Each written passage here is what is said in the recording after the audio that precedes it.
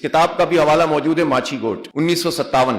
وہاں یہ سوال پیدا ہوا کہ بھئی انتخاب میں جائیں گے، اس پورے سیاسی عمل میں حصہ لیں گے، تو ہماری جو فکر ہے، جس دعوت کے ذریعے سے ہم انقلاب لانا چاہتے ہیں، وہ کیسے ہوگی؟ تو مولانا مودودی نے اس پر سمجھایا لوگوں۔ پہلی بات تو یہ ہے کہ یہ دعوت برسر زمین دی جائے گی، قانون کے دائرے میں دی جائے گی۔ دوسری بات یہ ہے کہ آسمانوں سے تو نہیں آئے گی، نیچے سے تو نہیں نکلے گی، اسی زمین پہ کام کرنا ہے۔ تو جو معلوم اور جو رائج الوقت نظام ہے اس کو بدلنا تو ہم چاہیں گے، لیکن چلیں گے تو اسی میں۔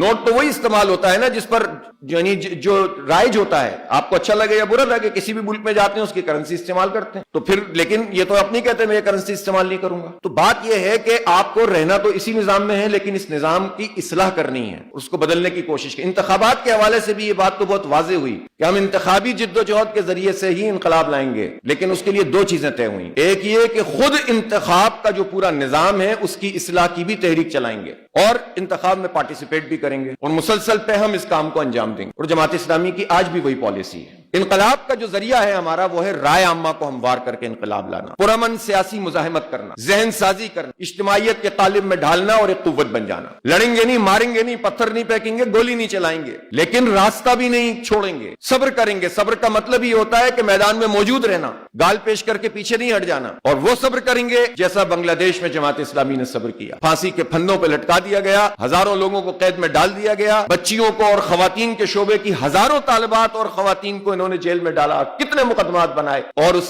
کے بعد کیا ہوا ہے؟ وَتِلْكَ الْأَيَّامُ نُدَاوِلُهَا بَيْنَ النَّاسِ، کہ ایام تو انسانوں کے درمیان میں گردش کرتے رہتے ہیں، کبھی ایک طرف ہوتا ہے، کبھی دوسری طرف ہوتا ہے۔ آپ ثابت قدمی کے ساتھ کھڑے ہوئے ہیں کہ نہیں کھڑے ہوئے؟ تو الحمدللہ آج جماعت اسلامی وہاں ایک بہت بڑی اور مؤثر قوت ہے۔